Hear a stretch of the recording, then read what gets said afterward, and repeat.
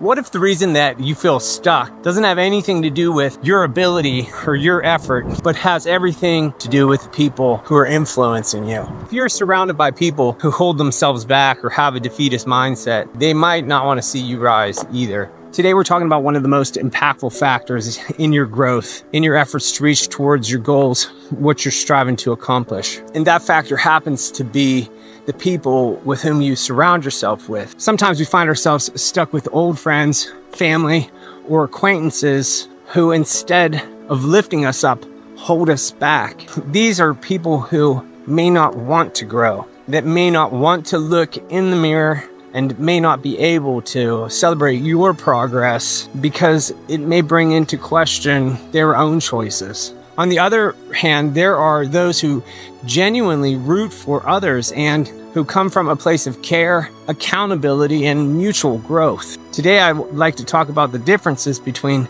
these two groups of people and the results that may come from making whatever choice about them that we do make. I hope that today's discussion helps us both better identify the difference between these two groups of people and that it lends us the strength and the delicacy that we may need to distance ourselves or put in the boundaries that are necessary from people who are important to us, but who may be detrimental to us achieving what we know we need to. And I hope that we can find some takeaways that help us to cultivate a circle of supportive influence that encourages our growth. So to be clear, this isn't about recklessly walking into your life with a metaphorical chainsaw and causing a wake of destruction. Rather, it's about prioritizing what you need to do what it is that you need to do now. So I'm curious, before we get into this, how have you managed this so far? I know for me, I have certainly had to deal with this. I'm a songwriter. I'm working towards writing and publishing a catalog of 100 songs. I use my channel to document the process of that and voice my thoughts and concerns about freedom and liberty and First Amendment rights. In these videos, I like to discuss things that empower us towards working towards our goals and perform as efficiently as we can and make our best effort towards reaching the objectives that we find important to ourselves. So if you're anything like me, you want to make the most of your freedom and you want to make the most of your opportunity and you don't want to let too many things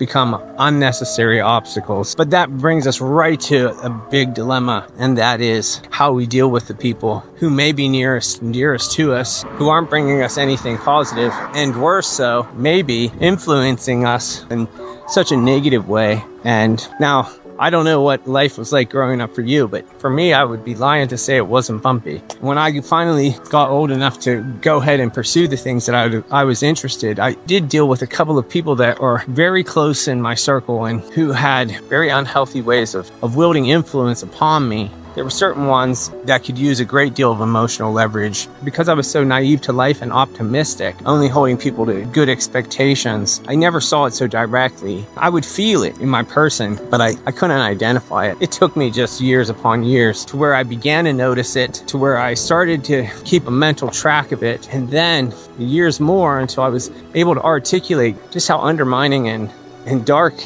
that relationship was. Eventually, it all came to a head on one day, and this was at the end of crisis after crisis and not being able to make any change. Just people wanted me to be the same people that I had been. There was no room for me to change because if I changed, then what was theirs? And whenever I realized this, I did confront the person, and I didn't confront the person to shame them, but I confronted the person in order and in hope to put the issue in front of us both in a very visible way so that it could be dealt with and that we could grow together out of. Unfortunately, that didn't work out. In that situation, I had been so steadied and so centered in unspooling my perception of the relationship to this individual and explaining how each bit went to the next and how all of it had been something that had caused me undue challenge, and that while I didn't harbor any ill feeling towards this person, and in fact the intention of me efforting myself in the way to have the communication was to expose it as a pattern where it wasn't in their interest to continue to treat me in the way that they had been treating me any more than it was in mine, and then to encourage us moving into the future as at different stages of life than we had been before, better able to wear those hard-won experiences and strengths and confidences. But this did not go over well, and as the conversation wound down, I realized to myself I had completely expended all of the energy that I had in this area of my life, and that it was empty. And I realized then that I didn't have any guilt about having to go forward. And I realized that I had, as generously as I could, put this out in front of us, and that the reception that I got back was so venomous that I was able to just leave it at that, knowing that I'd done everything that I could. And unbeknownst to me, or more truthfully, maybe I was aware, I had been spending so much of my time striving for an approval that I wasn't getting, that I was failing myself. And I suppose that is exactly why I was in the conversation that I was. And so from that moment on, I took a very unfortunate assuredness in myself. And while it has never been the outcome that I would have preferred, I did feel a peace about myself and knowing that I had done everything that I could. So in going forward, I had alleviated myself of that negativity and that undermining voice that was challenging me. And the difference that I saw in myself and this other individual was my capacity to do, my capacity to go. And I don't mean that as a slight to them, but I do sense a real jealousy. And there isn't any way that that is helpful to me. So it isn't so much about being cold as it is about knowing that I have to live my life. You can't really live your life well if you have a shiv in your back. We could have friends and family who haven't grown up or aren't changing anything, and they may be acting immaturely to avoid responsibility. They may be wearing a mask to avoid facing their own flaws. And in all that, they could be coming to a place where they resent you for striving to do something that they feel impeded in doing themselves. In some way, it's like they're stuck in the mud and they're not moving forward, and rather than letting you climb out of the mud, they only want to pull you back down in it just so they don't have to measure themselves by you. Surrounding yourself with this does not lend you any advantages. This kind of negativity, it drains your energy, it creates doubt, and it diminishes your self-confidence. And what's worse is it does all those things usually without you being exactly aware that that's what's happening. Sometimes this is done with backhanded comments or a lack of encouraging you when you're due, or outright and direct criticism, even unwarranted criticism.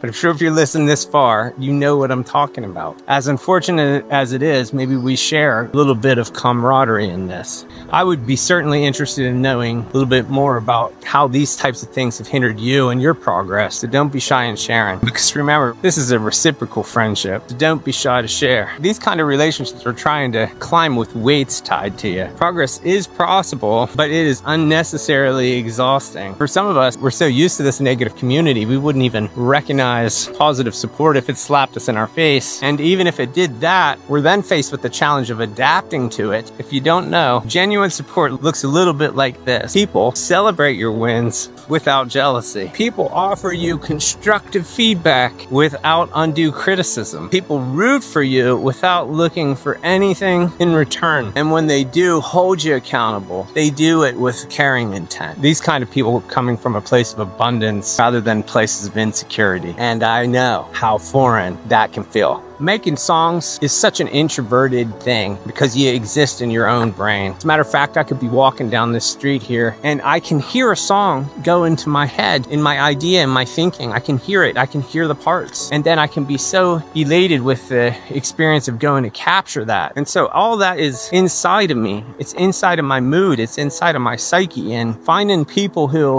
are encouraging or supportive in a genuine way and aren't throwing some undercutting comment or something hurtful or unnecessary into the mix. Boy, it's as rare as it is beautiful. And I have been fortunate to develop a couple of these kinds of friendships that I'm really lucky to have found. And I have this good friend, and he owns a gym here in town, and he happens to be one of the best people I know. As he's into bodybuilding and these kinds of things, and he's working hard to goals, I think maybe it has to do with that. He's already achieved something, and he just has a wonderful sense of being goal-oriented and purposeful. And I recognize that he really values people who are hardworking, working towards something. And then he has, at the same time, this really genuine spirit of the enjoyment of doing something, of working towards a goal. And he also has a YouTube channel, and he cultivates a community around that and his followers that appreciate him and in the bodybuilding community. He's been very helpful to me with my fitness and as a coach, and then just as a friend in communicating ideas about goals and working towards them. And my father is another, and the beautiful story about my father is we had such a tumultuous relationship, you know, at a prior age. I guess we couldn't see how to click. And in this stage where he can maybe see me more clearly, or maybe I am more of a resolved individual. And the thing that's really become wonderful is having somebody who was so busy into what they were doing for such a long portion of my life become someone that's so available and I can rely on so much for dialogue and mentorship and the areas that I need. And if you're jealous about that, maybe you don't have a good relationship with your dad. I get it. But I'm going to tell you, I'm not one of these people that had that from the go. He and I we had to both walk towards each other, and it was a hard-earned bond, I think. That said, really positive he is. And whenever I'm slipping and I say, Dad, I don't know how I'm doing this at this point, and I wish I'd have started younger, or say things like this, he just says, well, in 5 years from now, you'll be glad you started now. And if you wait till tomorrow, you'll be saying the same thing. It just says the things that I need to hear. I value that. And I appreciate that. And then I have the lovely wife who, no matter how much of an idiot I'm being, she always does her best to be kind to me. And I'm being insecure about my song or something like this or something that I'm making. She inspires me to shut up because she's so warm and supportive. And again, it's very foreign to me. So I'm adapting. But all of these positive people that are in my circle of influence, they keep me insulated in this transition that I'm making into being somebody that's more responsible for my own opportunity and somebody that's trying to be held better to account for the things that I'm trying to do. So if you're interested in starting to cultivate better relationships for yourself, there's a couple practical steps you can take in that direction. The first is you have to evaluate your current relationships. Identify the people that uplift you and those that are bringing you negativity. The next is seek out the people who are doing something, have a mindset of abundance, join communities and groups that align with your goals and your values. And the third is to invest in the relationships that matter. Spend time with the people who inspire and challenge you in a positive way. I encourage you, and that I hope the best for you, and especially in the delicate work of untangling yourself from the intimate friendships that may otherwise undermine what you need to do. And hopefully you can do that in a way where you don't need to cause them any more trouble than they have to deal with, and